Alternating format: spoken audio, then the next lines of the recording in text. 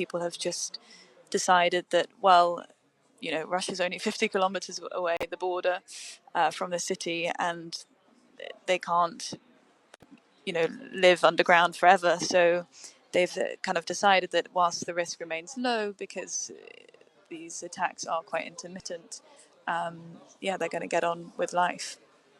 Kharkiv is dramatically different from how it was 10 days, 2 weeks ago.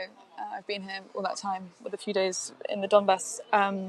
2 weeks ago it was pretty eerie, only really supermarkets open. They've sort of just pushed back Russian forces beyond the city's boundaries.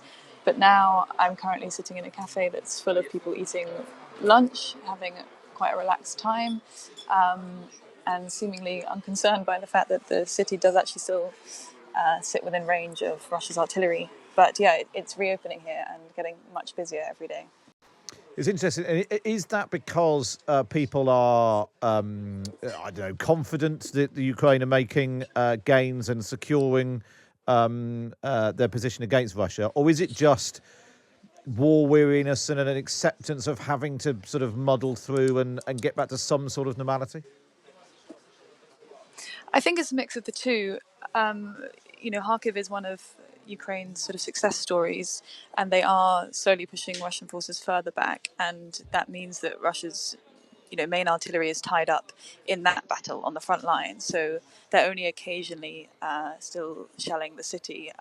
But having said that, about 10 days ago 10 people died in an attack on the city, and it wasn't that far from the center, so the risk isn't completely gone. And like you say, I think it's also that people have just decided that, well, Russia's only 50 kilometers away, the border from the city, and they can't, live underground forever. So they've kind of decided that whilst the risk remains low because these attacks are quite intermittent, they're going to get on with life.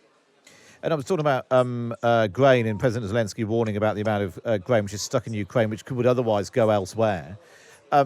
What about getting food within Ukraine? How easy is it to buy, day-to-day supplies? It's easy to come by them. I mean, when I arrived in Kharkiv about 2.5 weeks ago, the supermarkets were pretty empty of fresh produce. You're sort of limited to potatoes, beetroot, carrots, and lots of apples.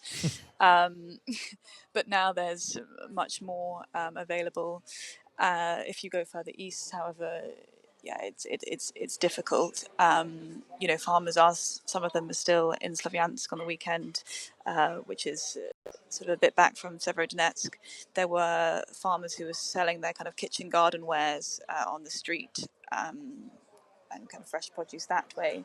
But yeah, big supplies are definitely disrupted. But the main problem is that prices are much higher. Like in Kharkiv, for example, at the moment, there's lots of stuff in the supermarkets, but many people can't afford them because they've lost their jobs. Not all businesses have reopened, and prices have gone up massively. So there's still a huge dependency on humanitarian aid here.